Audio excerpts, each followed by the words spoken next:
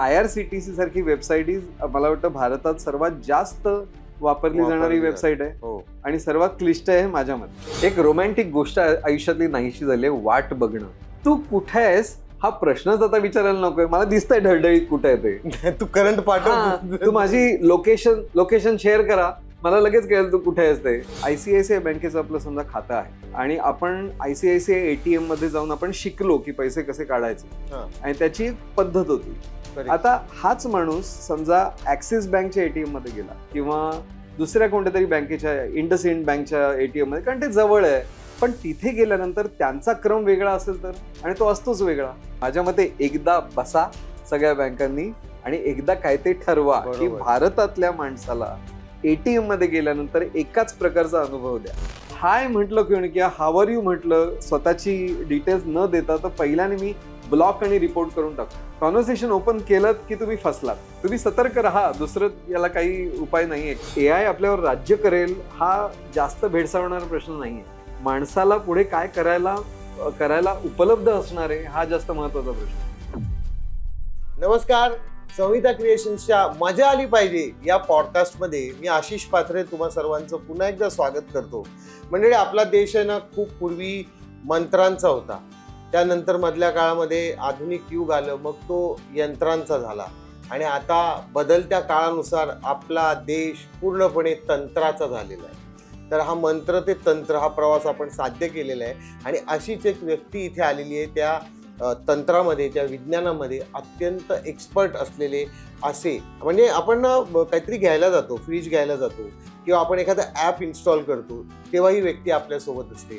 आपण कुठल्या तरी हॉटेलात जाऊन काहीतरी खाण्याचा पदार्थ मागवत असतो, तेव्हा ही व्यक्ती आपल्यासोबत असते. आपण मोबाईल घ्यायला जातो तेव्हा ही व्यक्ती आपल्यासोबत असते. अर्थात ही व्यक्ती प्रत्यक्षपणे नसते, ही अप्रत्यक्षपणे असते, पण ती असते. त्यांचं काम, त्यांच्या कामातनं येणाऱ्या गोष्टी त्या वेळेस आपल्याला हेल्प करत असतात आणि ते काय आहे, त्यांचं फील्ड काय आहे, हे सोप्या पद्धतीने ते आज आपल्याला उलगडून दाखवणार आहेत. खूप मस्त मनसोक्त मजा करत लाईफ जगलेले आमचे खूप सिनियर मित्र आणि तंत्रज्ञानाचे एक्सपर्ट सौरभ करंदीकर आज आपल्याला भेटायला आले. नमस्कार सर, खूप खूप स्वागत आहे. मला इथे बोलवल्याबद्दल धन्यवाद. अरे सर, तुम्ही यायलाच हवं होतं, कारण तुमचा जो विषय आहे हा आत्ता बघा डिजिटलवर आपला एपिसोड बघताय. डिजिटलवर म्हणजे लॅपटॉपवर कोणी बघत असेल, कोणी मोबाईलवर बघत असेल, पण ही टेक्नॉलॉजीच आलेली आहे. म्हणजे टेलिव्हिजन किंवा रेडिओ किंवा इथनं जे सुरू झालं ते आता यात, आणि तुम्ही त्या गोष्टींशी खूप अधिकारवाणीने डील करता. तुम्ही त्या गोष्टी बनवता. बेसिकली एखादा ऍप आम्ही जेव्हा वापरतो ते तुम्ही बनवलेलं असतं किंवा ते कसं मी वापरावं हे तुम्ही ठरवलेलं असतं. तर एक्झॅक्टली तुम्ही वेगवेगळ्या माध्यमात हे युजर एक्सपिरियन्स डिझायनिंग कसं करता हे आमच्या प्रेक्षकांना जरा तुम्ही तुमच्या भाषेत, तुमच्या खास शैलीत सांगा. आता तुम्ही म्हणालात तसं आपण तंत्राच्या युगामध्ये आलेलो आहोत. बरोबर. आणि आपण आपली सगळी मानवी जात जी आहे ती अख्खीच्या अख्खी तंत्राच्या हवाली केलेली आहे आपण. आणि आपलं जीवन जर या तंत्रज्ञानावर अवलंबून आहे आणि आपला बराचसा वेळ हा मोबाईलवर जातो म्हणा, किंवा इव्हन आपल्याला ATM मधनं पैसे काढायचे असतील तरी सुद्धा आपण कोणत्या तरी कम्प्युटराइज सिस्टीमशी बोलतोय. आपलं तिकीट बुक करतोय, आज संध्याकाळी काय खायला करायचं ते सगळं बाजूला ठेवून आपण ऑर्डर करतोय. आणि हे सगळं करताना तुम्ही कोणत्या ना कोणत्या यंत्राशी, कोणत्या ना कोणत्या यंत्रणेशी तुम्ही जुळवून घेताय. आणि ते जुळवून घेणं जे असतं त्याच्यातनं जो अनुभव तयार होतो तो उपयोजक अनुभव, म्हणजे जो उपयोग करणार आहे त्या गोष्टीचा त्याचा अनुभव इज युजर एक्सपिरियन्स. बरोबर. म्हणजे आपल्याला प्रत्येक यंत्रणेबरोबर काहीतरी अनुभव येतो. म्हणजे एक उदाहरण देतो, एक नवीन फोन तुमच्या घरात आला आणि तुम्ही पहिल्यांदा तो वापरायला घेतला की पहिल्यांदा तुम्ही इरिटेट होता की बाबा आता हा कसा चालू करायचा, याच्यात अलार्म कसा लावायचा, याचा आवाज आता येत नाहीये, मला जर हा आवाज मोठा करायचा. हे सगळं जे आहे तो एका प्रकारचं इरिटेशन मला तयार होतं त्या यंत्राबरोबर. ती यंत्रणा जी आहे त्याच्यातलं हे इरिटेशन ग्राह्य धरून ते कसं कमी करता येईल, त्याच्यावर जे काम करणारी जी मंडळी असतात त्याच्यापैकी मी एक आहे. म्हणजे एखादा ऍप असेल, आता स्विगी आहे, तर त्याच्यावर आता साधी गोष्ट, ऑर्डर केलीत, फूड ऑर्डर केलीत आणि त्याच्यानंतर पैसे दिलेत, जीपे मध्ये जाऊन तुम्ही केलेलं, पैसे दिलेले, पैसे गेलेले आहेत, आणि ते त्यांच्यापर्यंत पोचले की नाही, हा. त्याच्यानंतर माझं खाणं तिकडनं कुक होऊन माझ्या घरी येणार आहे की नाही, ह्याचं मला सतत एक काहीतरी एक मला सांगत राहिलं पाहिजे त्या ऍप. हो हो हो. आता एक छोटस अॅनिमेशन हो, होतं, बरं, टिक तो येते, स्कूटरवाला हा, दिसतो, तो इथे स्कूटरवाला वळला, दिसतो, तिथे वळला, तो आणि आपण तुमच्या- इथे बसून शिव्या घालतो, अरे लेफ्ट ले ना, हा फोन करणं त्याला. हा. तर ते हा जो अनुभव आहे याच्या बरोबरचा, की तुम्हाला सॅटिस्फाय करणं की नाही नाही तुमचे पैसे मिळालेत, food is getting ready, food is बरोबर. कमिंग टू युअर डोअर, बरोबर. The person has reach the restaurant, म्हणजे तुम्ही हो. फोन करून विचारायची गरज नाही. तर हा सगळा जो प्रकार आहे, हा अख्खा जो नाट्यमय प्रकार आहे, Actually ड्रामा आहे त्याच्यात. तो ड्रामा आहेच, तर तो त्या सुरुवातीपासून शेवटपर्यंत जो ड्रामा असतो तो एका प्रकारे डिरेक्ट करणारी जी लोक असतात, म्हणजे आपल्याकडे दिग्दर्शक जसं हो. एखादं नाटक किंवा सिनेमा हो. जसा डिरेक्ट करतो, तसं डिरेक्ट करणारी जी लोक असतात ती युजर एक्सपिरियन्स डिझायनर असतात. हे जे डिझाईन आहे त्याचे रंग, हा. त्याचा ते कसं अॅनिमेशन असावं, हो. हे तुम्ही डिझाईन करता. हो, की तुमच्या मनामध्ये काय असणार आहे. आता समजा माझे पैसे गेल्यानंतर पहिली भावना ही असते, बाबा रे पोचले की नाही त्यांच्यापर्यंत, किंवा पुढे असतं की 5 मिनिटं झाली अजून तो तिकडनं निघालेला नाही. बरोबर. ही एन्झायटी जी तुमच्या मनामध्ये असते त्याला कुठेतरी शमवण्याचं काम पण त्या इंटरफेसला करायला लागतं. की आता साधी गोष्ट, एटीएम मध्ये तुम्ही गेलात, पैसे काढायला तुम्ही हे करताय आणि 4 डिजिट पिन मागितला त्याने, आणि तो 4 डिजिट पिन मला एंटर करायचा आहे. आता हे खूप आठवायला लागतं ते. अहो तुम्हाला सांगतो काय लोक करतात. एचडीएफसी, आता ती चूक त्यांनी सुधारली आहे, पण एचडीएफसी बँकच्या एटीएम मध्ये समजा तुम्ही गेलात आणि तुम्ही टाकलेत की मला 1000 रुपये पाहिजेत, त्यानंतर ते सांगतात ठीक आहे आता 4 डिजिटचा आहे तो तुम्ही पंच करा, आणि आपलं डोकं त्याच्या मागे आहे, माझा मेंदू ते काम करतो की कोणते ते 4 नंबर थांब मला ते आठवत. तेव्हाच एक मोठं म्युझिक यायचं त्या एटीएम मधनं, काहीतरी त्यांचं ब्रँडशी रिलेटेड म्युझिक कोणाच्या तरी ते डोक्यात आलं होतं. विसरलो मी, चुकीचा नंबर एंटर केला, गेले ना माझे पैसे, किंवा आले नाहीत, किंवा ते लॉक झालं, काही होऊ शकतं. प्रत्येकाच्या घरामध्ये एक टेक हेल्प एक असतो, तो म्हणजे लहान मुलगा. सर्वात जो लहान कोणी असेल व्यक्ती, बरोबर, हो, त्यांनाच कळतं ते की एखादा फोन हा चालू का नाही होत आहे, असं म्हटल्यावर आपण आधी आपल्या मुलांच्या हातात देतो की बाबा रे बघ जरा काय याच्यात. त्यांना ते जास्त इंट्युटिव्हली कळतं, त्यांना ते कळतं, कारण they are open to learning. आपण ऑलरेडी आपलं we have made up our mind की हे असंच असायला पाहिजे, आणि त्याप्रमाणे आपण थोडेसे ते गांगरतो. बरोबर. टेक्नॉलॉजी आणि आपला जो संबंध आहे तो कसा पिढ्यानपिढ्या बदललेला आहे हे मी तुम्हाला 1-2 मिनिटात सांगतो. 3 प्रकार आहेत लोकांचे. डिजिटल नेटिव्ह, की जे जेव्हा जन्माला आले तेव्हाच फेसबुक होतं, तेव्हाच त्यांचं जीमेल अकाउंट होतं, हे असे ही आपली जनता. त्यानंतर डिजिटल सेटलर्स, म्हणजे तुमच्या आमच्यासारखे लोक, की आपण जेव्हा जन्माला आलो तेव्हा डिजिटल वगैरे काही नव्हतं, कोणी ईमेल बिमेल पाठवायचं नाहीत एकमेकाला. आपण शिकलो, आपल्याला शिकायला लागलं, कारण आपला जॉब त्याच्यावर अवलंबून होता, आपलं फायनान्शियल ट्रान्झॅक्शन त्याच्यावर अवलंबून होते. आणि तिसरे आहेत डिजिटल आउटकास्ट, म्हणजे आपले आई वडील, की ज्यांना त्याच्यात काही पडलेली नाही, बाबा रे तू जे करायचं कर, हा टेक्नॉलॉजी आणि माझा काही संबंध नाही. म्हणजे मी एक उदाहरण सांगतो. अहमद सेलर बिल्डिंग मध्ये मी राहायचो दादरच्या, आणि तिथे त्या मला वाटतं अहमद सेलर चाळीमध्ये माझ्याकडेच पहिल्यानी कम्प्युटर आला होता, कारण माझं काम डिझायनिंगचं होतं, त्याच्यामुळे मला तो लागायचा कम्प्युटर, तो आला होता. आणि मी माझ्या बाबांना म्हणायचो की तो नुसताच पडलेला नको, दिवसभर तुम्ही वापरा तो कम्प्युटर, तुम्ही तुमचं काही काम असेल तर त्याच्यावर करा, आणि ते अजिबात कधी त्याला हात लावायचं नाही. तर मी त्यांना म्हटलं असं का, आता काय होणार आहे फारसं, म्हटलं बघा बसा तुम्ही इकडे त्या कीबोर्डवर एकतरी. त्यांचं म्हणणं काय होतं, नको नको, मी समजा एखादा कीबोर्डवर दाबली की आणि तुझा अख्खा डेटा नाहीसा झाला तर, म्हणजे ही भावना कशी आहे की नाही मला ते शिकायला पाहिजे, मी काय केलं तर काहीतरी माझं चुकेल आणि त्या सिस्टीम मध्ये काहीतरी होईल. आजकालच्या मुलांच्या हातामध्ये फोन द्या आणि त्यांनी समजा काय केलं, हे होत नाही, हे फालतू आहे फोन. ऍक्च्युली मुलं लगेच, बरोबर. म्हणजे ह्याच्यामध्ये सुद्धा अपलोड आणि डाउनलोड हे शब्द आपले होते त्या काळामध्ये. अपलोड म्हणजे आपण कोणत्या तरी देवदेवतेला काहीतरी आपण अर्पण करतोय असं आपण अपलोड करायचो, आणि तिकडनं आपण डाउनलोड करायचो की मी पामर आहे, माझ्याकडे तो डेटा येऊ दे कुठून तरी. आता हल्ली ट्रान्सफर, आता काही पडलेलं नाही कोणाला टेक्नॉलॉजीचं, आणि हे पडलेलं नसायला पाहिजे.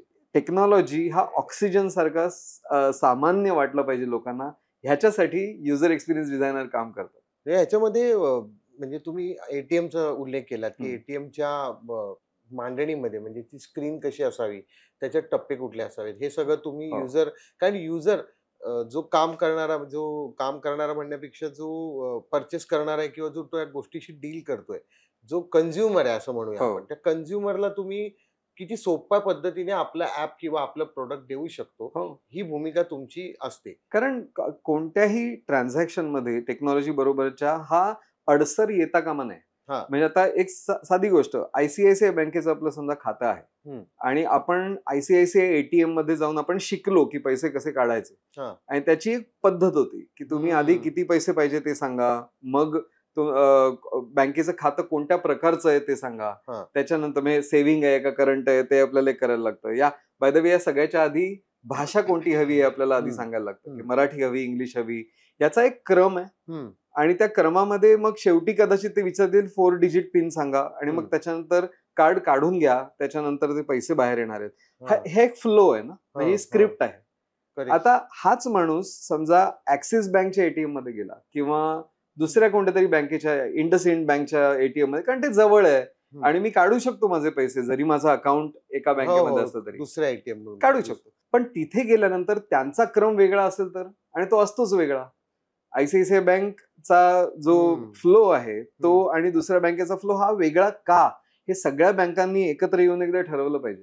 त्रास होतो ना त्या माणसाला. माझ्या मते एकदा बसा सगळ्या बँकांनी आणि एकदा काय ते ठरवा की भारतातल्या माणसाला एटीएम मध्ये गेल्यानंतर एकाच प्रकारचा अनुभव द्या. बरोबर. तसंही आता सगळीकडे हिंदी करावं असं चालूच आहे भाषेच्या बाबतीत, त्यामुळे मग ते एटीएम मध्ये पण एकच ठेवा. नाही, हे युजर एक्सपिरियन्सच्या नियमांच्या बाहेर जाणारी गोष्ट आहे. म्हणजे पॉलिटिकल त्याचं काही असू दे किंवा सोशल काही असू दे, युजर एक्सपिरियन्सचा नियम काय आहे, माझ्याशी माझ्या मातृभाषेत बोला. म्हणजे इच्छा काय आपण बघूया, तुम्हाला या टेक्नॉलॉजी मधनं एखाद्या माणसाला मदत करायची आहे का त्याला त्रास द्यायचा आहे. IRCTC मध्ये गेल्यानंतर मला जर एखादं तिकीट बुक करायचं असेल तर मला ते सोपं नको का व्हायला, ते आहे का सोपं, नाही आहे ते सोपं.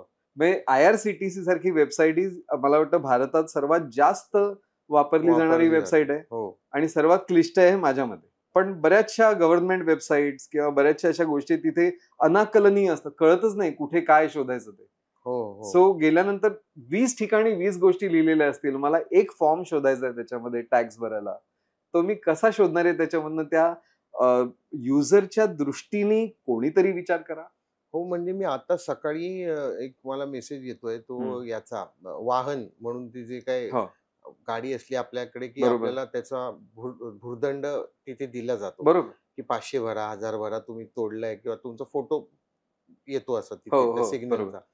तर ते जाऊन कधी कधी भरण्याचं, मग कोर्टाची नोटीस असते याबरोबर, नाही भरले तर या तारखेला कोर्टात. तर ते ना, आता बघा आपण कॉर्पोरेट कंपन्या ज्या बाहेरून आलेल्या आहेत त्या, मला एखादा ड्रेस माझ्या मुलीला घ्यायचा आहे तर मी 1.25 मिनिटात ते काम करतो. अगदी बरोबर. हा ड्रेस आहे, या साईटवर गेलो, साईटची ऑथेंटिसिटी चेक केली आणि मी पैसे भरायला गुगल पेला गेलो आणि माझं काम झालं. आता मला माझ्याच देशातल्या वाहतूक पोलिसांना पैसे द्यायचे. त्याची गंमत सांगतो ना, तुम्ही तुमचा जो चलान आलेला आहे तो तुम्ही भरायला जाता, एक तर तुमचे सगळे चलान दिसतात का देव जाणे, त्याच्यातलं तुम्हाला आत्ताचं जे चलान आहे ते भरायचं समजा, त्याच्यावर मी समजा टॅप केलं, त्याच्यानंतर तुम्हाला माहिती नसेल तर सांगतो की स्वाईप केल्यानंतर शेवटी नेहमी बटन असतं की आता पैसे भरा.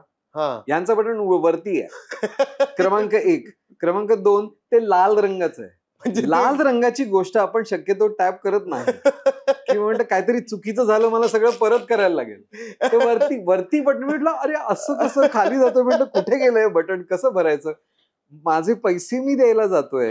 मी माझी भावना तीच आहे की पैसे, अहो मला मग तरी मदत करा. तो स्विगी सांगतोय मला की अजून 2च मिनिटं लागतील, तो खाली तुमच्या बिल्डिंगच्या खाली माणूस आलाय, स्कूटर दाखवतात छोटीशी आणि सांगतात की तो आलाय. मग या ठिकाणी युजर एक्सपिरियन्स सोपा का नाहीये, तो असायला हवा, क्लिष्टता नसायला हवी. जेव्हा त्यांना पैसे हवे असतात अमेझॉनला, आता अमेझॉनचं एक उदाहरण देतो. अमेझॉन मध्ये फार पूर्वी एक बटन असायचं 1 क्लिक परचेस म्हणून, आणि ते बटन असं आमच्या दृष्टीने म्हणजे ग्राफिक डिझायनर्सच्या दृष्टीने कळकट बटन होतं ते, अत्यंत असं काहीतरी ऑरेंज ब्लॅक वगैरे असं काहीतरी त्याला ग्रेडियंट असलेलं असं ठळक बटन होतं. तर मी आमच्या युजर एक्सपिरियन्स शिकत होतो मी 2011-12 साली. तर तेव्हा मी हा प्रश्न माझ्या प्रोफेसरला विचारला की बाबा हे एवढं घाणेरडं बटन काय आहे. म्हटलं अमेझॉन एवढी मोठी साईट आहे, बाकीचं सगळं चांगलं म्हणजे त्या मानाने चांगलं दिसतंय. हा. पण मग हे बटन असं का? तर त्याच्यावरचं उत्तर असं होतं की समजा आपण एक सरासरी घेतलं की Amazonवर खरेदी कोण करतं, तर त्याच्यामध्ये जर 60 वर्षाच्या वयापेक्षा जास्त वय असलेलं जर कोणी तिथे ग्राहक असेल तर त्याला हार्श कॉन्ट्रास्ट असलेलं बटन सर्वात पहिल्यांदा दिसतं.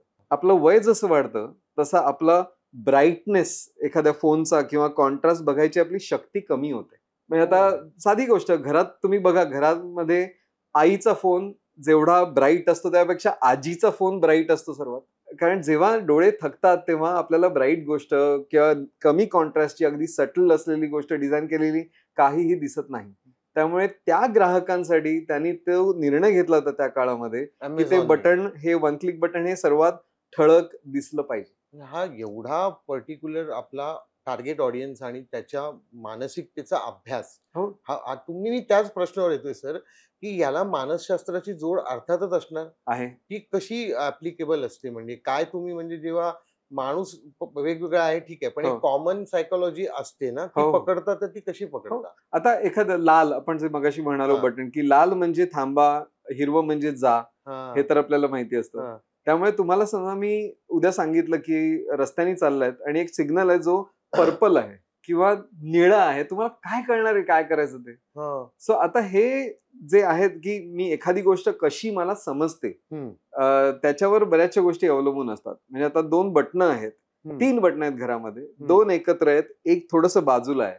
काय अर्थ झाला त्याचा? की हे बटन काहीतरी वेगळं आहे, हे रेग्युलेटरच्या बाजूला आहे म्हणजे फॅनचं बटन आहे, आणि हे 2 आहेत ती कदाचित दिव्याची बटणं असावीत आणि त्यातला उजव्या साईडचं आहे ते उजव्या दिव्याचं असावं. हे काही संकेत आहेत की तुम्ही तुमचं जे मन आहे ते त्याप्रमाणे जायचा प्रयत्न करता. हा एक भाग आहे. आता या प्रकारचे UX लॉज असतात, म्हणजे लॉज ऑफ युजर एक्सपिरियन्स, ज्याच्यामध्ये आता मी असं एक असं आहे की समजा एखादं टार्गेट, कोणतंही टार्गेट म्हणजे आपण धरूया की एखादं बटन तुमच्या फोनवरचं, जितकं मोठं तितकं ती क्रिया लवकरात लवकर होते, जितकं छोटं तितकं क्रिया करायला वेळ लागतो, बरोबर? आणि 2 बटणं एकमेकांपासून किती लांब असावीत त्याचे पण संकेत आहेत. अच्छा, म्हणजे ते पॅड जे बनतं किंवा पूर्ण स्ट्रक्चर खूप त्याचा विचार केला जातो तुमच्या फील्डमध्ये आहे, म्हणजे UI किंवा UX मध्ये. UI जो युजर इंटरफेस, म्हणजे मला स्क्रीनचं डिझाईन करायचं असेल समजा, तर आता 2 बटणं समजा खूप जवळ असली आणि माझा अंगठा एवढा मोठा आहे तर मी दाबायला गेलो तर चुकीचं बटन दाबलं तर काय करू? गंमत सांगतोय, डिबेला कॉफी जेव्हा भारतात आली सुरुवातीला, डिबेला कॉफी मध्ये मी पहिल्यानी त्या काळामध्ये बघितलं होतं की कोणीतरी मला टॅबलेट दिलं सॅमसंगचं, ह्याच्यावर ऑर्डर करा. घेतला हातामध्ये, बघितलं कॉफीचे प्रकार होते 10-12, त्यातलं एक म्हटलं हे कॅपिचिनो मला पाहिजे. त्याच्या बाजूला 2 बटणं होती, एक प्लस आणि एक मायनस. ओके, अधिक वजा किती कॉफी पाहिजेत. मी जे इतकी जवळ होते ती बटणं, मी 27 कॉफी ऑर्डर केलं. मी जोक करत नाही, 27. आणि मी म्हटलं काहीतरी आता मी कसं कमी करू, मी कमी करत होतो तेवढा तो आला वेटर, तो म्हणाला तुम्हाला 27 कॉफी पाहिजे, कारण त्यांच्याकडे दिसलं असेल की 27. मी म्हटलं नाही, मला कमी कर, मला एकच पाहिजे, माझ्याबरोबर कोणी नाहीये, मला काय ऑर्डर करायची एक कॉफी, कशी करू? ही 2 बटणं एकमेकांच्या जवळ इतकी का आहेत त्याचा कोणीतरी विचार करायला नको का? ऍपल कम्प्युटर्स किंवा ऍपल, आता आयफोन आपला ऍपलचा आहे, तर त्यांच्या गाईडलाईन्स आहेत आणि त्याच्यामध्ये 2 बटनांमध्ये किती अंतर पाहिजे ते लिहिलेलं आहे. आणि ते संशोधन त्यांनी कसं केलंय की आता 44 पिक्सेल्स किंवा 44 पॉइंट्स असं म्हणतात, कारण तुम्ही जेव्हा अंगठा तुमचा दाबता तेव्हा त्वचेचा किती भाग त्या काचेला लागतोय त्याच्यावर तो आकार ठरलेला आहे. पण त्यांनी तिथे पोहोचण्यासाठी काय काय केलं असेल याचा विचार करा, सर्वेक्षण काय काय घेतलं असेल. तो अंगठा कोणाचा आहे? भारतीय आहे का कॉकेशियन आहे का एशियामधल्या कोणाचा तरी आहे का आफ्रिकेमधल्या माणसाचा आहे? त्याच्या सरासरी अंगठ्याची साईज काय आहे प्रत्येक देशातली याचा अभ्यास केला गेला. आणि अंगठा कोण वापरताय, हे बोट पहिलं कोण वापरताय याचाही अभ्यास केला गेला. हे सगळं केल्यानंतरच ठरतं की या बटनाची साईज किती असावी. एवढा जर विचार करणारी लोक आहेत तर आपण का बरं रेड बटन वरती करतोय? मोबाईल हा बिझनेस काय आहे? बेसिकली ती टेक्नॉलॉजी डेव्हलप होण्यापासून मोबाईलची, त्याच्या वापरापासून त्याचा आत्ताचा झालेला सामाजिक परिणाम इथपर्यंतचे थोडक्यात जरा सांगाल का? मोबाईल किंवा कोणत्याही प्रकारचं कम्युनिकेशन याच्या मागे जो उद्देश होता तो काय होता की माझे विचार तुमच्यापर्यंत पोहोचावेत, इतका तो साधा विषय आहे. आता ते विचार काय होते किंवा एखादी माहिती मी तुम्हाला पाठवतोय, SMS आहे समजा, मी एखाद्या तुम्हाला टेक्स्ट केलं काहीतरी, सांगितलं की मी येतो इथे, मला 10 मिनिटं उशीर होईल, किंवा ह्या गोष्टी मला फक्त तुमच्यापर्यंत कळवायच्या. मला अमुक पॉलिटिकल पार्टीबद्दल काय वाटतंय आणि या जगात काय चाललंय, ते कसं चुकीचं आहे, हे कोणी बोलायला लागलंय हल्ली, आणि ते पण त्या संदेशांमध्ये जात आहे. मोबाईल फोन तो बिचारा फक्त वाहक आहे. तुम्ही काय त्याच्यावरनं पाठवताय, काय गरळ ओकताय का, काय कोणाचं कौतुक करताय का, हसताय का, कोणाबद्दल तरी कीव व्यक्त करताय, हे सगळं तुम्ही व्यक्त करणं जे आहे ते फक्त हे वाहक आहे त्या व्यक्त होण्याचं. आणि ही टेक्नॉलॉजी अधिकाधिक का व्हायला लागली, म्हणजे एक साधी गोष्ट, भाषा आपण बघूया. भाषेची सुरुवात किंवा माझ्यापासून तुमच्यापर्यंत एखादा संदेश जाण्याची जी प्रक्रिया आहे ती हजारो वर्षांपासून आहे. भित्तिचित्रांवर पण ते आहेच, गुहेतल्या चित्रांवर पण ते दिसतं, कातळ शिल्प आहेत, नाणी आहेत, किंवा स्तंभ पण आहेत, स्तंभावर लिहिलेली आहेत गोष्टी. भाषेची सुरुवात तिकडनं झाली आणि शेवटी आपण त्या अक्षरांपर्यंत आलेलो आहेत. मराठी असू देत किंवा रोमन लिपी असू दे, त्या अक्षरांपर्यंत आलेलो आहे. आणि त्या अक्षरांच्या माध्यमातून आपण शब्द तयार करतोय आणि ते शब्द आपण एकमेकांना पाठवतोय. आज आपण कुठे पाठवतोय, त्याच्याबरोबर आपण स्माइली पाठवतोय आज. म्हणजे आपण परत एकदा त्या गुहेत गेलेलो आहोत, परत एकदा आपण चित्र काढतोय सगळी, आणि आपली भावना आहे ती पण, जर समजा त्या स्माइली मधनं माझी चिडलेली स्माइली आहे किंवा अशी शिव्या देणारी स्माइली आहे आणि ती मी तुम्हाला पाठवल्यानंतर माझ्या मनातले भाव तुम्हाला जर चांगले कळत असतील तर का नाही. त्यामुळे ही जी प्रक्रिया आहे ती अधिकाधिक कशी इफेक्टिव्ह व्हावी याच्यासाठी तंत्रज्ञान काम करत आहे. तुमचं शिक्षण आज मोबाईलवरनं होतंय. तुमचं वाचन कमी झालेलं असं लोक म्हणतात, तुमचं लेखन कमी झालेलं असं लोक म्हणतात कागदावर, पण तुम्ही पोस्टिंग खूप करताय. तुम्ही वाचन तुमचं आहे त्याच्यापेक्षा तुम्ही युट्यूबचे व्हिडिओ बघताय, तेही तुमचं ज्ञान प्राप्त करण्याचं साधनच आहे ना. मग माझ्या मुलाचा स्क्रीन टाइम वाढला, याला 2 बाजू आहेत हे आपण कधी जाणून घेणार आहोत, की मला फक्त एवढंच म्हणायचं, हा आपला बघत असतो मोबाईल फोन 24 तास, बरोबर, पण त्याच्यातनं त्याला काय मिळतंय माहिती का, तो फक्त काहीतरी आचरटच व्हिडिओ बघतोय, ह्याच्यावर मात्र लक्ष ठेवा. त्यामुळे हा जो मोबाईल फोन आहे त्याला आता ती अनेक अंगी आहे ना, तो त्यांनी आपण ते शस्त्र म्हणून पण वापरू शकतो, ते एखादा उठाव करण्यासाठी पण तो वापरू शकतो. आधी आपल्याला जी माध्यमं होती ज्याच्यामध्ये आपण वाचन किंवा लेखन करायचो, तर वर्तमानपत्र वाचायचो किंवा त्याच्याही आधी आपण काही पुस्तकं वाचायचो किंवा नंतर रेडिओ आल्यानंतर आपण ऐकायला लागलो. ऐकून आपण व्हिज्युअल करायचो की असं काहीतरी घडलं असेल. त्याच्यानंतर जेव्हा व्हिज्युअल्स आले तेव्हा ते शांतपणे व्हिज्युअल्स आले. म्हणजे व्हिज्युअल हे चित्रपटात होते, पण ते तुमच्या टेलिव्हिजनवर आले, तुमच्या घरात आले. व्हिज्युअलचं जग इतकं वाढलं की टेक्नॉलॉजीने सपोर्ट केल्यामुळे त्याच्यामध्ये मग लॅपटॉप, मोबाईल अशा स्क्रीन्सची भर पडली. व्हिज्युअल आल्यामुळे इतके व्हिज्युअल मला पटापट पटापट पटापट पटापट दिसल्यामुळे मी ऐकणं आणि माझं इमॅजिनेशन करणं, मी वाचणं आणि वाचनातला एखादा प्रसंग, मी शेरलॉक होम्सचं पुस्तक वाचणं आणि मी शेरलॉक होम्सची सिरीज बघणं, याच्यामध्ये तो परिपूर्ण अनुभव असं मी म्हणेन. पण मी जेव्हा शेरलॉक होम्स वाचतो तेव्हा मी ते गाव, त्या गावामधलं हॉटेल, त्या गावामधलं कॅफे, हे माझं इमॅजिनेशन असतं. आता मी दुसऱ्याचं इमॅजिनेशन घेतोय, दुसऱ्याचे व्हिज्युअल घेतोय. हे माझे व्हिज्युअल इतके डिपेंडंट झालेत की स्वतःचं मला सुचणं कमी होतंय का, का व्हिज्युअलच्या माऱ्यामुळे मला माझा आतला ठेराव आणि श्वास घेता येत नाही का, व्हिज्युअल्स वाढल्यामुळे? ह्याला 2 बाजू आहेत.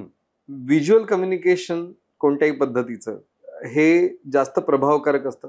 म्हणजे आपण थोड्या काळामध्ये, म्हणजे जसं तुम्ही म्हणाल की एका दिवसामध्ये मी हजारो व्हिज्युअल्स बघू शकतो किंवा काहीतरी, तेवढी त्याच्यातनं मला जी काय माहिती मिळते ती मिळते.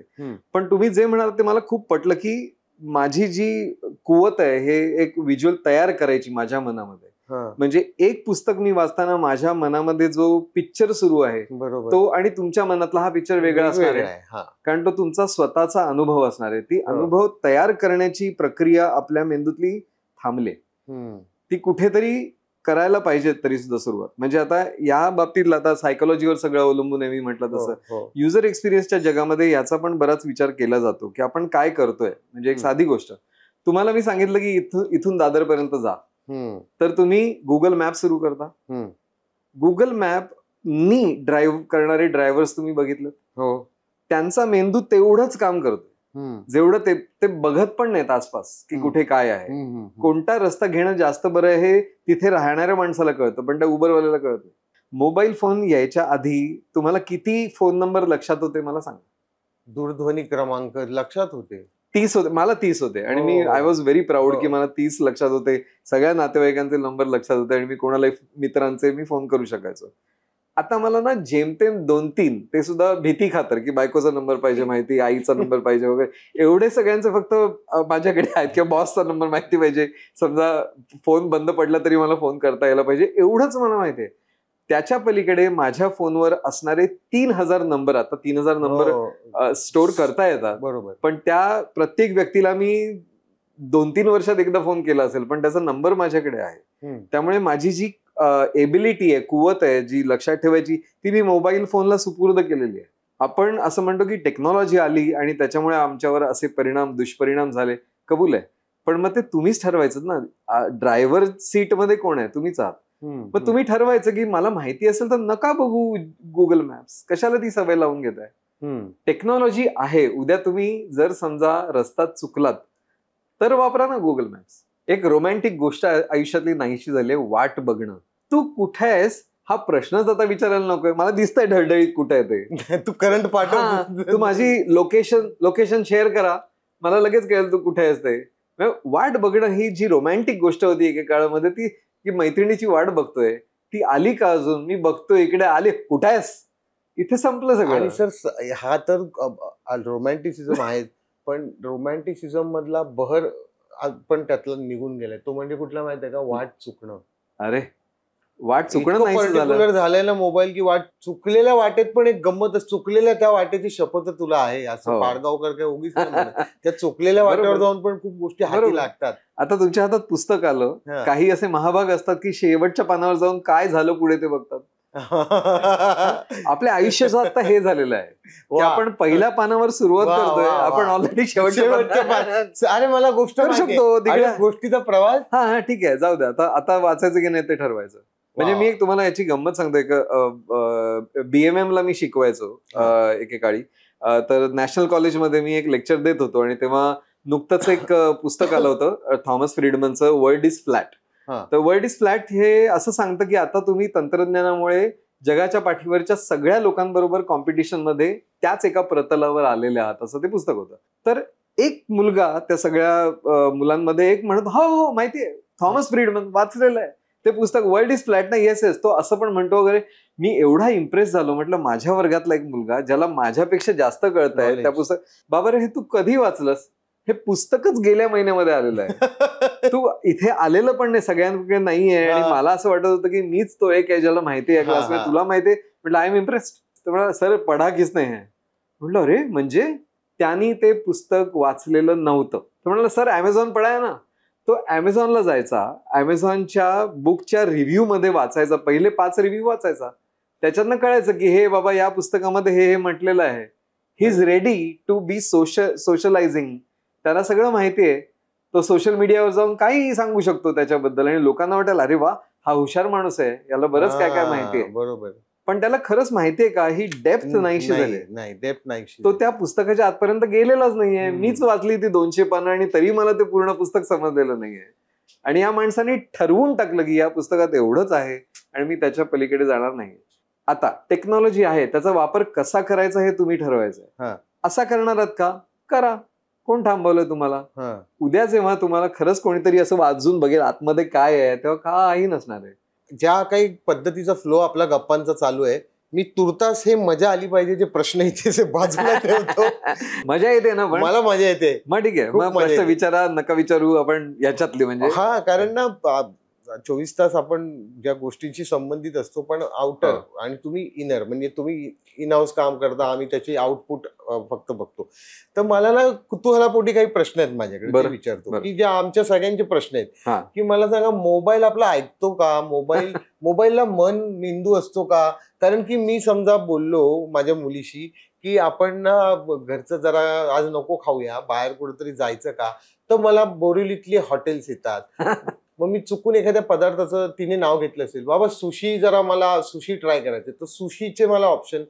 हे काय करतो, मामे भाऊ आहे, आत्ते भाऊ आहे, कोण आहे माझा तो मोबाईल, तो कसा काय मला एवढं माहिती देतो. पहिली गोष्ट म्हणजे एक लक्षात गेलं, मोबाईल हा मठ्ठा आहे. म्हणजे आत्ताच्या आर्टिफिशियल इंटेलिजन्सच्या यांनी बघायला गेलं तर आता तरी त्याला स्वतःची स्वर प्रेरणा वगैरे काही नाहीये. ओके.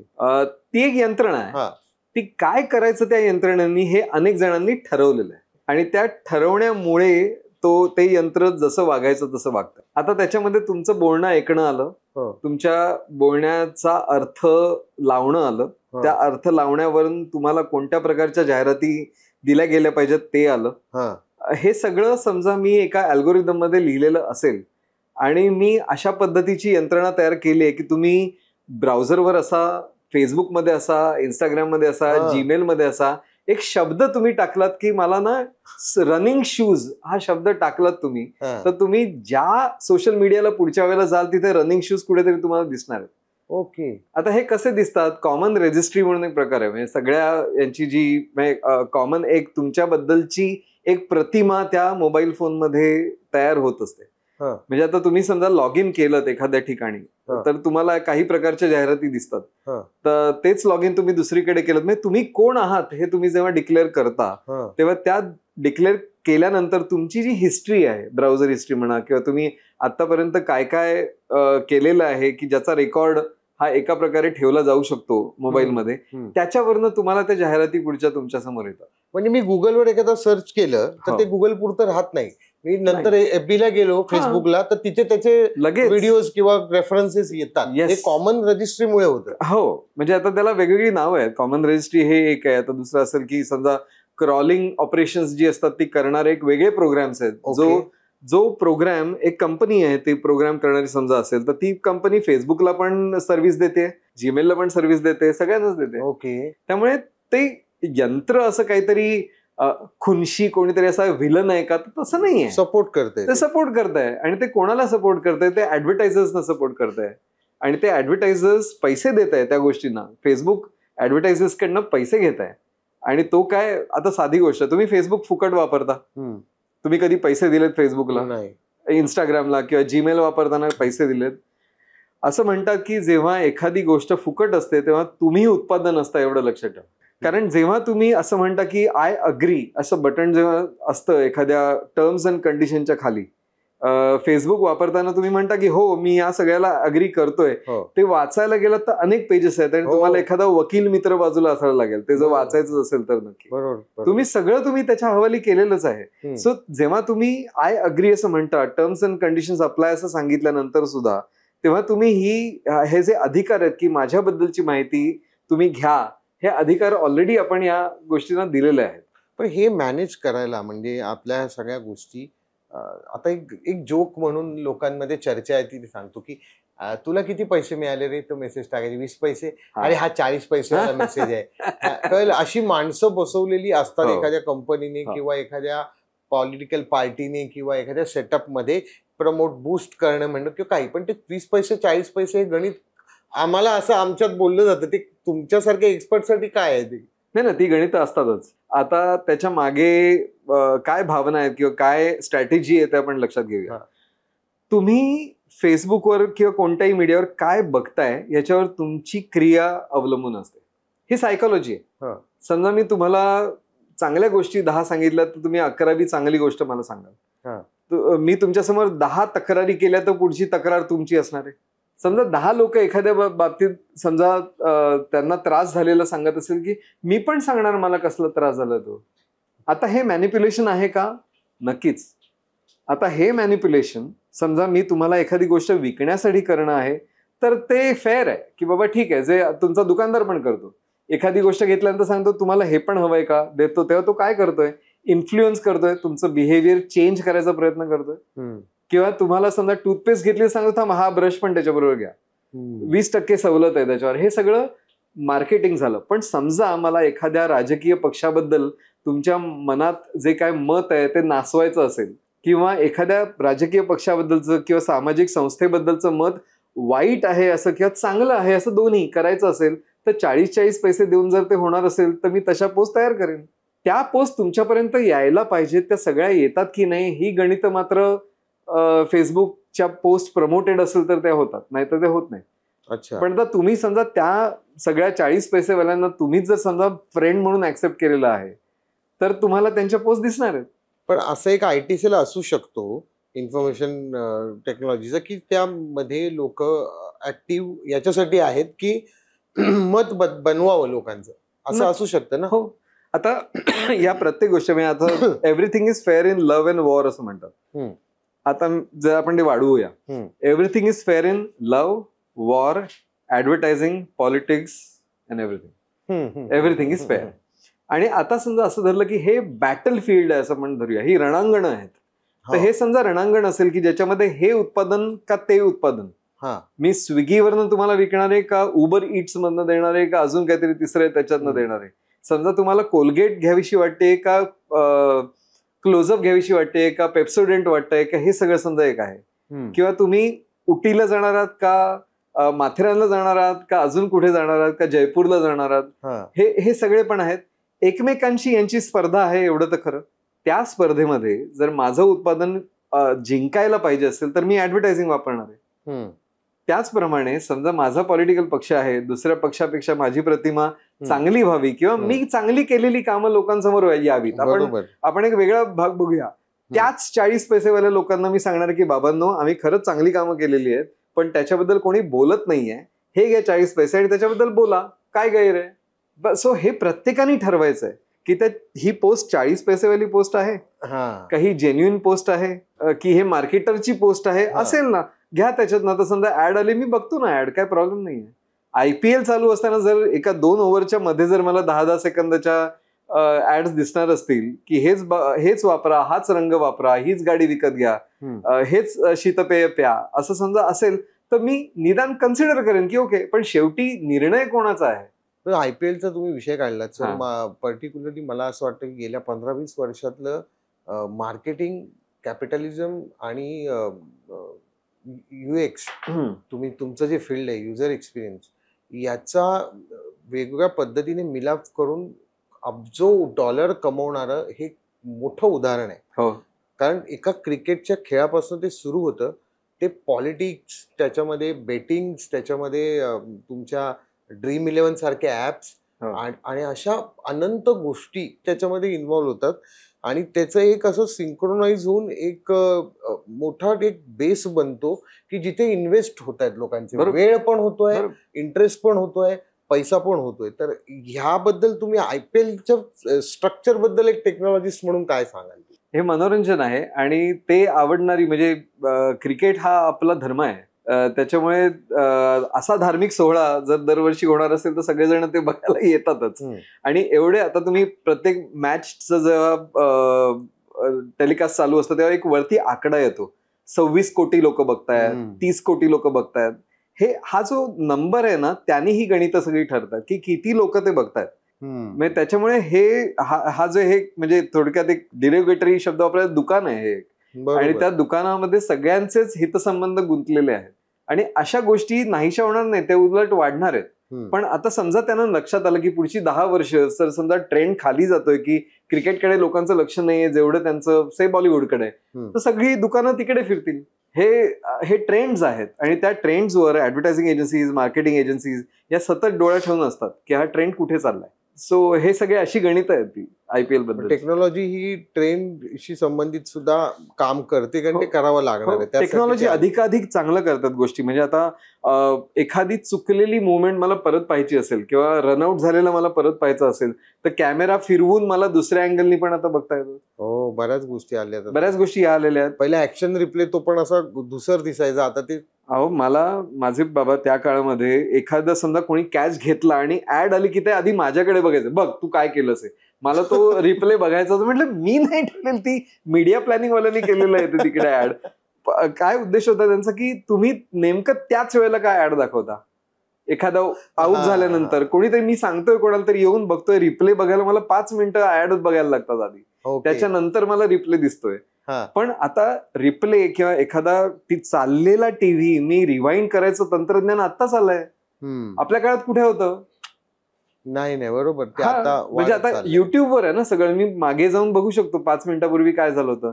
इव्हन लाईव्ह टेलिकास्ट मध्ये सुद्धा मी मागे जाऊन बघू शकतो की 10 सेकंदापूर्वी काय घडलं होतं. बरोबर. तर तंत्रज्ञान हे करू देत आहे, अधिकाधिक गोष्टी चांगल्या करताय. तुम्ही किती वेळ त्याच्यावर घालवायचा आहे तुम्ही तुम्ही सतत ऍडव्हर्टायझिंग या फील्डचा उल्लेख करता. ऍडव्हर्टायझिंग हे फार जुनं आहे. म्हणजे आपल्याकडे खूप एजन्सीज काम करत होत्या. मला वाटतं 70-80 वर्ष ब्रिटिश काळापासून एक ऍड एजन्सीज किंवा ऍड करणे एखाद्या गोष्टीची हे सुरू आहे. ज्या काळापासून वर्तमानपत्र आली त्या काळापासून ऍडव्हर्टायझिंग एजन्सीचा प्रवास सुरू आहे. तुम्ही कुठल्या कुठल्या एजन्सीत केले? मी सुरुवात केली इंटरॅक्ट विजन पासून, मुद्रा कम्युनिकेशन रिलायन्सची ती होती. त्याच्यानंतर ऍडव्हर्टायझिंग ॲव्हेन्यूज मध्ये काम केलं काही काळ. ओके. आणि रिडिफ्युजन वायनार मध्ये, रिडिफ्युजन मध्ये मी सर्वात जास्त म्हणजे 10 वर्ष काम केलं. सो टोटल मी 16 वर्ष ऍडव्हर्टायझिंग मध्ये होतो.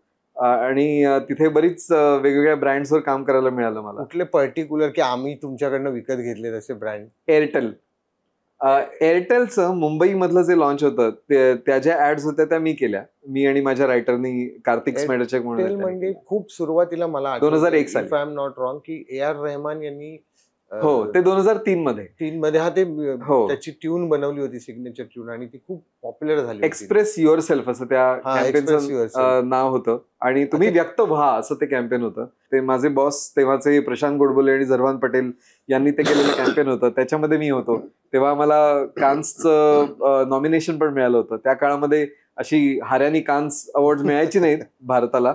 त्या काळामध्ये आम्ही तिथे जाऊन आलो होतो नॉमिनेशन म्हणून. काही अवॉर्ड वगैरे मिळालं नाही, पण आम्ही तिथपर्यंत जाऊन आलो त्या काळामध्ये. मी ज्या दिवशी एअरटेलवर काम केलं, मी ज्युनियर आर्ट डिरेक्टर होतो तेव्हा, आणि 2001 सालची गोष्ट.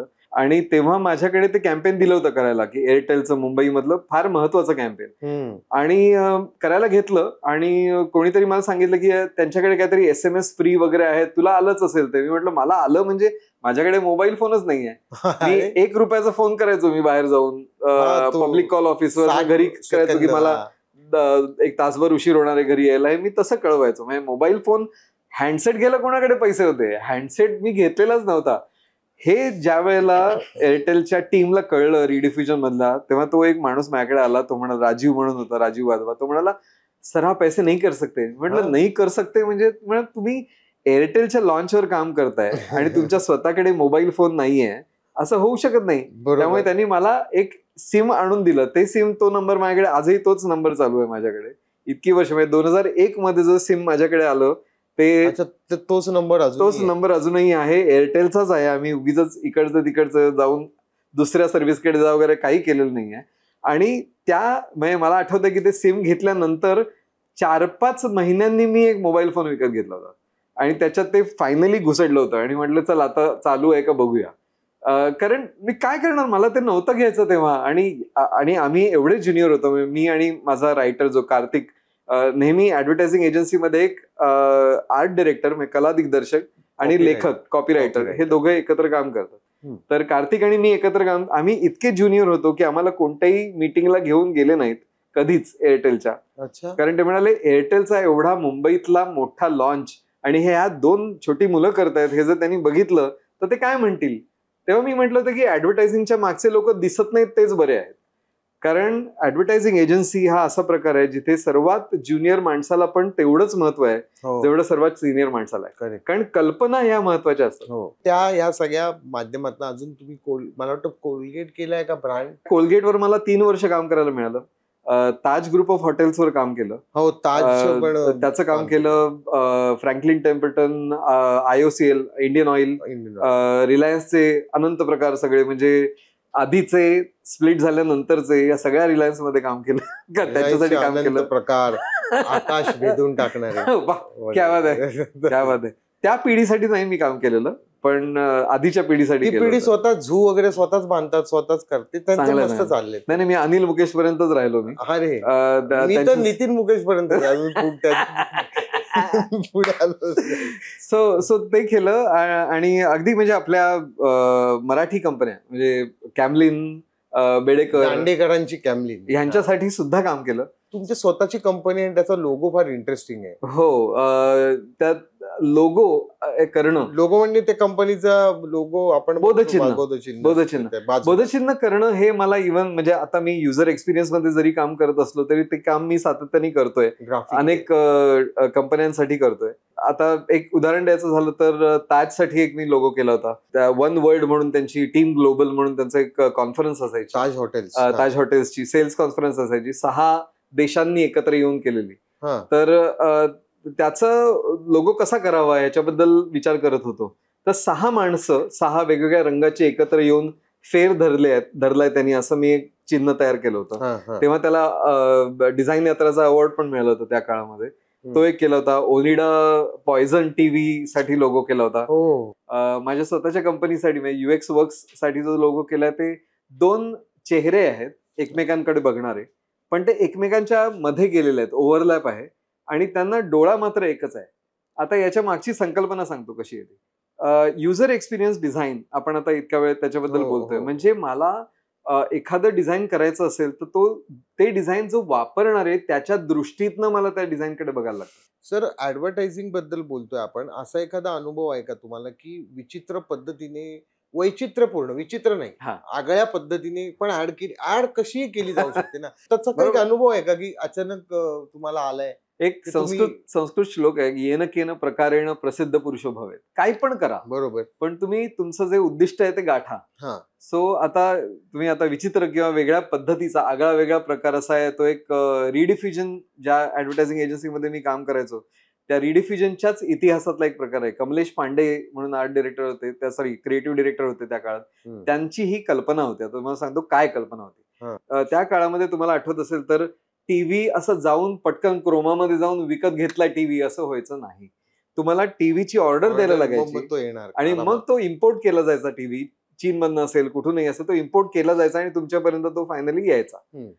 आता जेव्हा बुश टीव्ही आला तेव्हा आधी त्यांनी जाहिरात करायचा प्रयत्न केला, बुश टीव्ही चांगला आहे व्हॉटएव्हर, पण लोक म्हणाली मला बघायला कुठे तो टीव्ही, मला मिळत नाहीये. आणि तेव्हा इम्पोर्ट रिस्ट्रिक्शन अशी होती की तुम्ही जिथपर्यंत तुमच्याकडे ऑर्डर्स नाहीयेत तिथपर्यंत तुम्हाला हे आयात करता येणार नाही, असं काहीतरी तो त्यावेळेचा प्रॉब्लेम झाला होता बुश टीव्हीच्या बाबतीमध्ये. आणि त्यांना कळेना की बुश टीव्ही आणायचा कसा आणि त्याच्यासाठी ऑर्डर तयार कशा होणार, कारण जिथपर्यंत लोक एकतरी टीव्ही तुमच्या शोरूम मध्ये बघत नाहीत तिथपर्यंत ते कसे ऑर्डर देणार आहेत. कमलेश पांडेंकडे ते आले आणि म्हणाले काहीतरी करा ना, की लोकांनी ऑर्डर दिल्या पाहिजेत असं काहीतरी करा. या टीव्ही कुठे आहे ते म्हणजे टीव्ही नाही आहे आमच्याकडे, लोगो आहे बुशचा पण टीव्ही नाहीये, तर तुम्हाला काय करता येईल ऍड म्हणून. तर त्यांनी एक शक्कल काढली, ती अशी, त्यांनी खोके तयार केले, ब्राऊन पेपर बॉक्सेस मोठे, ज्याच्यावर त्या टीव्हीचं चित्र होतं आणि बुश असा मोठा लोगो लिहिलेला होता.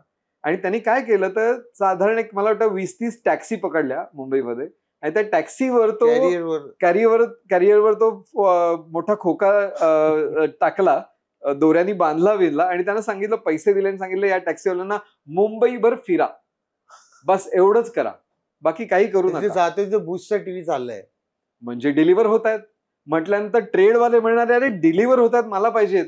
त्यामुळे त्यांनी ऑर्डर टाकायला सुरुवात केली आणि फायनली तो तिढा सुटला आणि बुशचे टीव्ही फायनली त्यांना इम्पोर्ट करता आले. मला महत्वाचा प्रश्न विचारायचा, तुम्ही आलाच आहात तर खूप लोकांना उत्सुकता आहे की सायबर किंवा ऑनलाईन फ्रॉड होतात, मग आपण सायबर फ्रॉड म्हणून त्याला म्हणतो की डाटा हॅक झाला किंवा चुकीच्या पद्धतीने पैसे माझ्या अकाउंट मधून गेले वगैरे, तर त्याबद्दल तुम्हाला काय अनुभव आलाय का पर्टिक्युलरली? मध्ये एका सब इन्स्पेक्टरशी बोलत होतो आणि तो असं म्हणाला की या एरियामधले ना साखळी चोर कमी झालेत, हल्ली साखळी कोणी सोन्याची चोरून वगैरे जात नाही. मी म्हटलं हो, सगळेजण ऑनलाईन गेलेत ना, आपले जे सगळे चोर आहेत आता ऑनलाईन आहेत आणि ऑनलाईन फ्रॉड मध्ये तुमच्याकडनं पैसे चोरतात तुमच्या अकाउंट मधनं.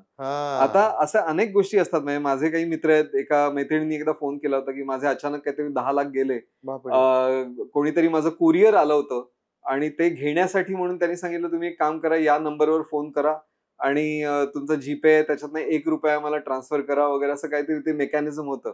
तर गेले ते तिचे पैसे अकाउंट मधले. तर तिने मला विचारलं काय करू, तर मला सायबर क्राईमचे तेव्हा जे लोक ओळखीचे होते माझे त्यांच्याकडे मी तिला पाठवलं. तिला बऱ्यापैकी पैसे परत मिळाले, सगळे नाही मिळाले पण मिळाले परत. म्हणजे एक तुम्हाला सांगून ठेवतो, जितके चोर हुशार आहेत ना तितकेच पोलीस आपले हुशार आहेत. सायबर क्राईम आपली जी डिव्हिजन आहे तिथे पण जे हॅकर्स आहेत, तिथे पण जे लोक आहेत ते तज्ज्ञ लोक आहेत.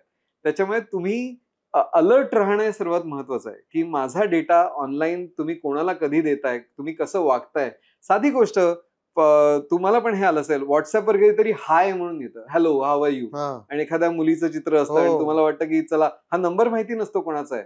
इंटरनॅशनल पण असतोच दरवेळेला, असं नाही. पूर्वी असं होतं की इंटरनॅशनल नंबर 536 असू शकतो. हाय म्हटलं किंवा हाऊ आर यू म्हटलं, स्वतःची डिटेल्स न देता, तर पहिल्याने मी ब्लॉक आणि रिपोर्ट करून टाकतो. आता ही जी शिस्त आहे ती आपण सगळ्यांनी बाळगायला हवी. बरोबर. की नाहीच, तो ओपन पण नाही करायचं ते कॉन्व्हर्सेशन ओपन केलं की तुम्ही फसलात. तुम्ही सतर्क राहा, दुसरं याला काही उपाय नाहीये. कारण क्राईम्स हे असणारच आहेत. म्हणजे फ्युचर क्राईम्स किंवा टेक्नॉलॉजी रिलेटेड क्राईम्स हे सतत होते आणि ते असणार आहेत. सायबर क्राईम वाले सुद्धा अजून हुशार होत जाणार आहेत, अजून प्रगत होत जाणार आहेत. पण त्यांना माहिती पटकन देणं हे सर्वात महत्वाचं असतं. एखादा नवीन नंबरला तुम्हाला 48 तासात फक्त 2,000 रुपये का द्यायला लागतात? त्याच्यापेक्षा जास्त देता येत. काहीतरी लिमिट असतं ना, प्रत्येक 24 तासाचं लिमिट असतं. नवीन पेई जरी ऍड केलं तुमच्या बँकमध्ये तरी सुद्धा असे हे नियम का घातले जातात? कारण त्या नियमांमध्ये असताना तुम्हाला तेवढाच मेसेज येईल की तुमचे एवढे पैसे गेले, तुम्ही पटकन सायबर क्राईमला कळवू शकाल आणि तुम्हाला पटकन ते पैसे परत मिळतील. यासाठी ते नियम घातले गेलेले आहेत. त्यांच्याकडे उघड डोळ्यांनी बघा आणि ते फॉलो करा. सर, आर्टिफिशियल इंटेलिजन्स हा जो काही आता नवीन आलेला एक टेक्नॉलॉजीचा भाग आहे, आणि टेक्नॉलॉजीचे एक्सपर्ट म्हणून तुम्हाला विचारतो की याची सर्वसामान्यांच्या आयुष्यातली संकल्पना कशी स्पष्ट करू शकतो आपण, की ह्याचं काय होणार आहे, कुठल्या फील्डला एफेक्ट होईल आणि लोकांना फायदा होईल की काय होईल त्याचा? आर्टिफिशियल इंटेलिजन्स हा नवीन प्रकार नाहीये, पहिली गोष्ट. आता याचं एक उदाहरण देतो तुम्हाला. आर्टिफिशियल इंटेलिजन्स कशाला म्हणायचं याची व्याख्या आपण आधी ठरवूया. मानवी शक्यता कोणतीही असेल, म्हणजे बोलणं असेल, ऐकणं असेल, बघणं असेल, किंवा एका ठिकाणून दुसऱ्या ठिकाणी जाणं असेल, किंवा विचार करणं असेल, आकडेमोड करणं असेल, शोधणं असेल, हे सगळ्या मानवी क्रिया आहेत. त्याच मानवी क्रिया एखादी यंत्रणा जेव्हा करू शकते तेव्हा त्याला आर्टिफिशियल इंटेलिजन्स असं म्हणायची पद्धत आहे. इंटेलिजन्स वाटावा की डोकं आहे एखाद्या यंत्राला असं वाटावं, हे फक्त हा आभास निर्माण केला जातो की त्याच्यामध्ये ते यंत्र काम करतंय माणसासारखं, पण तो माणूस नाहीये. आता ह्याचं सर्वात आधीचं उदाहरण जे आपण आता अजिबात विसरलेलो की त्याला आर्टिफिशियल इंटेलिजन्स म्हणायचं, ते म्हणजे कॅल्क्युलेटर. कॅल्क्युलेटर काय करतो? बेरजा, वजाबाक्या, गुणाकार, भागाकार. तेव्हा तुम्ही असं आश्चर्यचकित देऊन, अरे बापरे, हा ह्युमन इंटेलिजन्स या मशीन मध्ये कुठे आला वगैरे असं आपण म्हणतो का? नाही. आता कार तयार करताना लोक पूर्वी ते नट बोल्ट हाताने सगळं स्क्रू करायचे, क्रेननी सगळे भाग एकत्र करायचे. आता त्याच्याऐवजी रोबोट आलेत आणि ते त्याला सेन्सर्स आहेत आणि त्यांना एक्झॅक्टली कळतं की किती वेळा टर्न केल्यानंतर तो स्क्रू आतमध्ये फिट झालाय. हे जर समजा यांत्रिक मानव करत असतील किंवा यंत्राचे हात करत असतील, तर त्याला तुम्ही आर्टिफिशियल इंटेलिजन्स म्हणणार आहात का? म्हणायला पाहिजे, पण तुम्ही ते म्हणत नाही. म्हणजे हा एक AI इफेक्ट असं एक म्हणतात की एखादं तंत्रज्ञान जेव्हा बहुश्रुत होतं किंवा बहुचर्चित होतं, तेव्हा त्याला आर्टिफिशियल इंटेलिजन्स म्हणणं बंद केलं जातं.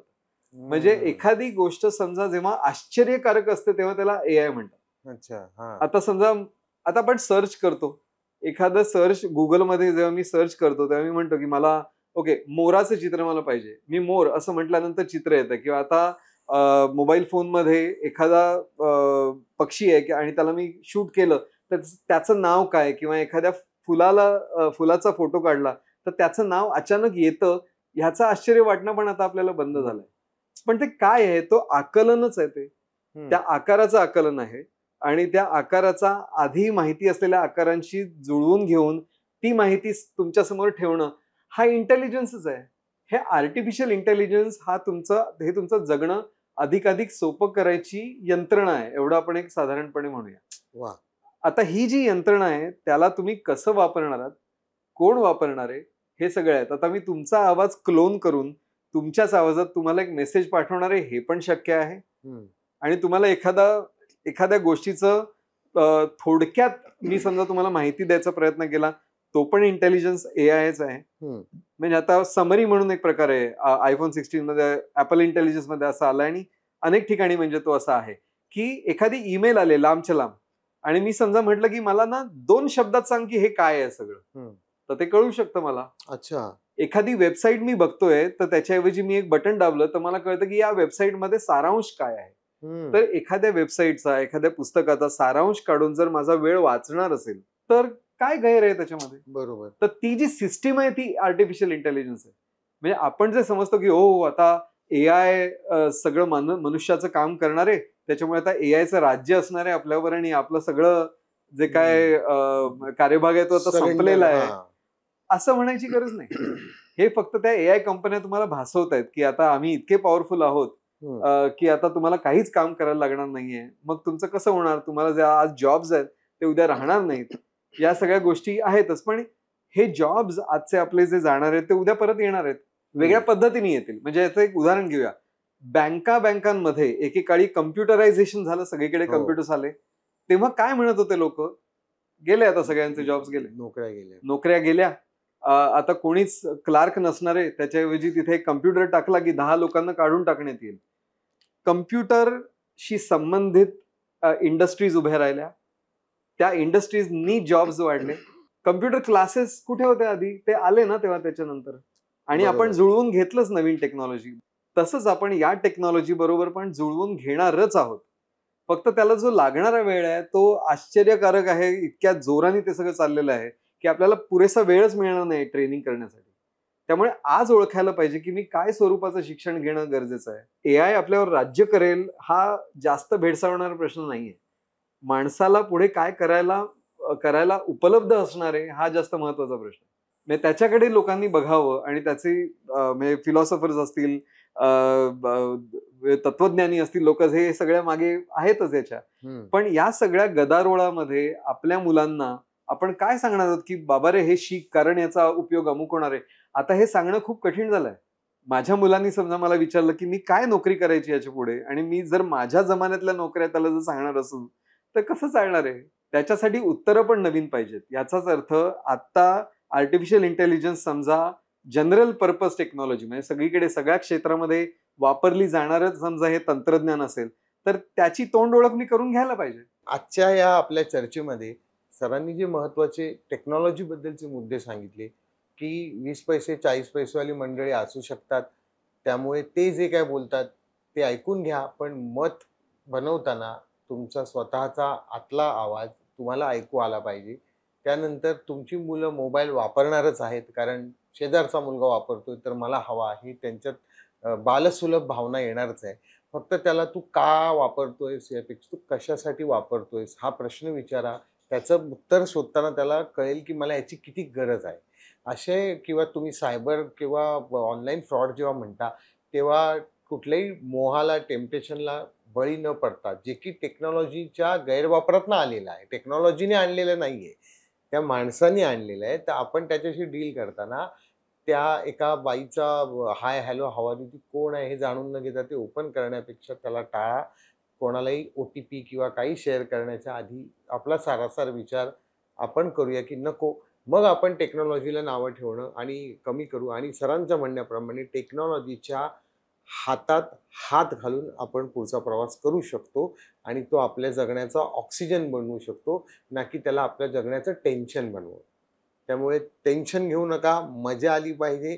सुरुवातीलाच म्हटल्याप्रमाणे मंत्रापासून आपण तंत्रापर्यंत आलेलो आहे, आणि तंत्र किती फायद्याचं आहे, किती छान आहे आणि किती उपयुक्त आहे, त्यातले धोके काय आहेत, या सगळ्यांबद्दल आमचे विज्ञान आणि तंत्रज्ञान विषयातले अत्यंत खूप वर्ष वेगवेगळ्या क्षेत्रामध्ये या दोन गोष्टी एक्सप्लोर करणारे सौरभ करंदीकर यांनी खूप छान आम्हाला आमच्याशी गप्पा मारून मार्गदर्शन केलंय. मला 4 नवीन गोष्टी कळलेल्या आहेत. मीच ठरवलेलं आहे आता मी मोबाईलची 2 तास कमी करीन. वाह! स्वतः आजच्या पॉडकास्ट नंतर. वा वा, हा पॉडकास्ट बघितल्यानंतर कमी करीन. पण सिरियसली, कारण की खूप वेळ खरंच, आणि व्हिज्युअलचा तो मुद्दा तुम्ही जे म्हणलात की तो आहे, तो आतमध्ये जाऊन आपण श्वास घेणं गरजेचं आहे. निर्णय आपल्या हातात आहे. बरोबर. सो मला मजा आली, अर्थात तुम्हालाही मजा आली असेल. या पद्धतीची चर्चा किंवा यात काही गोष्टी आपण बोललो नाही खूप विस्तृतपणे. जर आपल्या प्रेक्षकांपैकी कुणाला कुठल्या मुद्द्यावर प्रश्न विचारायचा असेल किंवा अशा पद्धतीची चर्चा सौरभ करंदीकर सरांसोबत पुन्हा एकदा करायची असेल तर प्लीज कमेंटमध्ये तसं सांगा. तुमचा प्रश्न विचारा किंवा ह्या चर्चेची पुन्हा एकदा गरज आहे असं नमूद करा. पण कमेंटमध्ये येऊ द्या, आम्ही नक्की विचार करू. आणि सर तुम्ही इथे आलात, खूप खूप धन्यवाद. म्हणजे या पद्धतीच्या नॉलेजला आमचा प्रेक्षक आणि आम्ही सगळे खूप काय म्हणतात ना, प्रतीक्षित होतो या सगळ्या नॉलेजच्या. तुम्हाला मजा आली का आधी सांगा? तुम्हाला मजा आली? मला खूप मजा आली. मला आली. खरंच सांगतो, म्हणजे मी मजा आली. इतका विचार केला नव्हता की हे इतकं छान असू शकतं. कारण टेक्नॉलॉजी म्हटल्यावर थोडंसं गोंधळ होतो ना, की मला समजेल का लोकांचं एटीएम काय, मला काय करायचं, मला पैसे काढायचे. पण त्याच्या मागे पण किती विचार असतो हे तुम्ही आज सांगितलं. तुर्तास तुम्ही पहिल्यांदा आलात तर तुमच्यासाठी आमच्याकडून एक छोटंसं गिफ्ट आहे. अरे अच्छा, असं पण असतं का? अरे, म्हणजे काय, हे तुम्हीच उघडा. वा वा वा, अरे वा, अरे सुंदर. आणि दुसरी आमची विनंती आहे की तुमचा जो अनमोल ठेवा आहे, तुमची स्वाक्षरी, अरे आम्हाला या डायरीत द्या आमच्या स्मृतींसाठी सर.